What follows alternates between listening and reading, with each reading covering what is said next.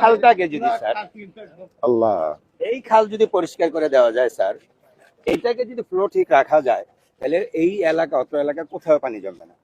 কারণ এখন ওই যে বললাম, কিন্তু এগুলো একটা উদ্যোগ না, শুধু এটা একটা চরম উদ্যোগ লাগবে, এবং এটা কিন্তু বেশ ভালো একটা শক্তির উদ্যোগ লাগবে। এই এলাকা এটা ছোটখাটো উদ্যোগে কিন্তু সরকারের উপর কোনো শক্তি আছে? ওইটাই তো বললাম স্যার, চাইলেই সম্ভব স্যার। আপনারা আমরা তো কোনো আমরা চাইলে সম্ভব। আমরা জনগণের জন্য তো এখানে কে বিল্ডিং করলো না করলো সে কি করবে? কারণ এই ইন্টারিম গভর্নমেন্টের সময়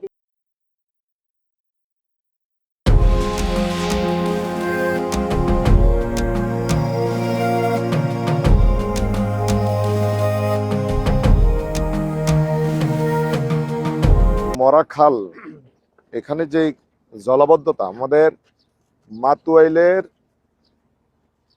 এবং ঢাকা পাসের মূল পয় নিষ্কাশন বলেন আর যাই বলেন, মূল যে চ্যানেল, এই চ্যানেল বন্ধ হয়ে যাওয়ার কারণে, খাল বন্ধ হয়ে যাওয়ার কারণে এখানে পানি যাচ্ছে না আর জলাবদ্ধতা সৃষ্টি হচ্ছে।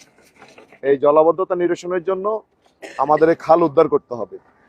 খাল উদ্ধার করতে হবে, এই ক্ষেত্রে আমরা এলাকাবাসী এবং সকলকে নিয়ে আমরা এই খাল উদ্ধার করার চেষ্টা করব, এবং আমরা সিটি কর্পোরেশনের সাথে কাজ করব, এবং যা যা করা দরকার সেই ক্ষেত্রে আমরা পদক্ষেপ গ্রহণ করবো ইনশাআল্লাহ।